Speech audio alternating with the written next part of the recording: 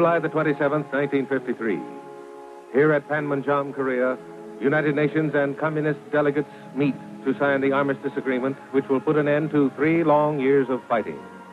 In the tense atmosphere of this bare building, unsmiling communists sign the formal paper. The terms are clear. Effective 2,200 hours, the United Nations Command and the People's Army of North Korea will cease fire and prepare to withdraw all troops and equipment 2 kilometers from the military demarcation line. But the war will wear on for 12 more hours. Men will fight. Some will die. The Army, the Marines, Air Force, Navy will carry out routine operations until the last round is fired, the last bomb dropped, the last broadside fired, and the last carrier-based plane returns from the final strike. 2,200. Cease fire. An unnatural silence crosses the front, over shell-marked hills, pitted shores, and the cold, dark sea. The guns are quiet. Armistice. For pilots and crewmen and sailors aboard carriers, it's been a long, grueling war. As the uneasy truce goes into effect, these men can look back over the months and find on each page of the calendar the record of their carriers' accomplishments in the Korean War. Many remember the first carrier strike of the war. How within 48 hours of receiving combat orders, the fast Valley Forge steams from the Philippines to a launching point off Korea. Here, on July 3rd, the Valley and the British carrier, HMS Triumph, send the first strikes against the communist capital of Pyongyang, North Korea. More carriers follow. In these hectic days of the Korean conflict, Navy and Marine squadrons concentrate on Red Armies surging south across the peninsula. They make the transition from World War II quickly. Their mission is clear. First, air support for Army and Marine troops defending a shrinking perimeter. Strikes to within 50 yards of friendly forces. Here, peacetime training pays off. Ranging far behind enemy lines, carrier planes find plenty of targets. Troops, trucks, trains, tanks, ships, planes, all moving against United Nations forces holding the Nakong River line. Communist harvests, factories, refineries, and mines, the sources of enemy war material. By September, it's time for the Allied end run at Incheon. Now, carriers move to positions off the enemy-held coastline. Planes soften up invasion beaches for the assault forces, provide protective cover to infantry units breaking out of their beachheads. More landings carry the war home to the communists. Chinampo, Wonsan, Iwon. Carrier-based aircraft sweep in to provide close air support to ground forces slugging their way north through Korea. United States advance rapidly towards Manchuria, but communist armies are now receiving strategic war material from friends in the north. To reach the front, these urgently needed supplies must cross a river, the Yalu. In November, the Yalu bridges become priority targets for carriers operating off Korea. Navy planes use time-tested dive bombing techniques to hit these pinpointed targets spanning 200 miles of frontier. And it hurts the communists. For the first time since early in the war, their Air Force appears. The Reds go after Navy bombers, but they must reckon with Navy F-9F Panther jets first. In early November, jets from the Philippine Sea tangle with MiGs over the Yalu. In high-altitude battles, these planes make the first Navy jet kills of the war, and the bombers sweep down to wreak more destruction. But now China enters the war. Waves of troops surge down from the north and stop the United Nations advance in the snow-covered mountains and valleys. The 8th Army needs air support desperately. Vice Admiral C. Turner Joy, Commander, Naval Forces Far East, throws every available aircraft carrier into the fight. Flying from positions only a few miles from the actual battlefront, Navy and Marine carrier planes encounter the full fury of Korean winter. But it takes more than snow to stop the carrier sailor, the carrier pilot. Throughout the final days of 1950, naval aircraft keep up their relentless pressure until the last United Nations soldier is evacuated from North Korea. But early in 1951, the Eighth Army stops the communist offensive. General Matthew Ridgway, now commanding the forces ashore, orders Operation Killer, destruction of enemy troops and equipment wherever found. At the front, along the North Korean coastline, and far behind the front. Aviation plays an important role in Operation Killer. To Navy, Marine, and Air Force squadrons goes the important job of wrecking enemy lines of communications by attacks on rail yards, bridges, transportation facilities, and equipment. Orders go out to the 5th Air Force and Task Force 77. Prevent the flow of troops and supplies to the front. Interdict. Strangle.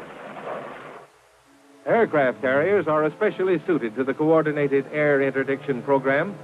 With United Nations naval forces in command of the sea, these mobile air bases can operate far to the rear of the enemy. From the exposed communist flank in the Sea of Japan, carrier aircraft are able to strike strategic targets in Northeast Korea, targets far out of range of shore-based fighters. Over the next 2 years, Operation Strangle becomes a primary objective of carrier operations. The plan is ingenious. Cut the bridges, cut tracks, close tunnels, hit rail marshaling yards, force the enemy out on the highways, shoot up his road traffic, force him to move at night, then lash out with night fighters, make life miserable for the communists, interdict, strangle, night and day. For carrier men, interdiction is an around-the-clock proposition, day in, day out, month in, month out. Flight quarters, fuel planes, arm planes, spot planes, launch planes, fast fleet fighters, harbingers of the jet age, Panther, Banshee, fighter-bombers, piston veterans of World War II, the Corsair, back at the familiar job, and hard-hitting dive bombers, AD Sky Raiders, carrying deadly loads into the West. There's no rest for the carrier sailor, even those who wait. As the months of war drag by, carrier-based planes flying from ships in the Sea of Japan and the Yellow Sea play an important role in the United Nations drive back north. They fly close air support missions in coordination with Air Force and Army units. But their big job is still interdiction, bridge busting, rail breaking, tunnel blasting. These become routine. The means of accomplishing interdiction are varied, some unusual. As in April 1951, when the communists launched their ill-fated spring offensive. United Nations troops dig in behind the Pukan River, waiting for the attack. But the Reds have a plan. They close the gates of the Huachan Reservoir, hoping in this way to lower the river's level so they can press their attack across the Pukan against the Allied defenders. But the communists don't figure on the Princeton and her dive-bombing Sky Raiders. For the first time since World War II, torpedoes are combat-loaded on the big bombers. These planes fly far inland to the Huachan Reservoir, swooping down at treetop level to launch their torpedoes. All direct hits. Reservoir floodgates open with great geysers of concrete and water. The Pukan River floods.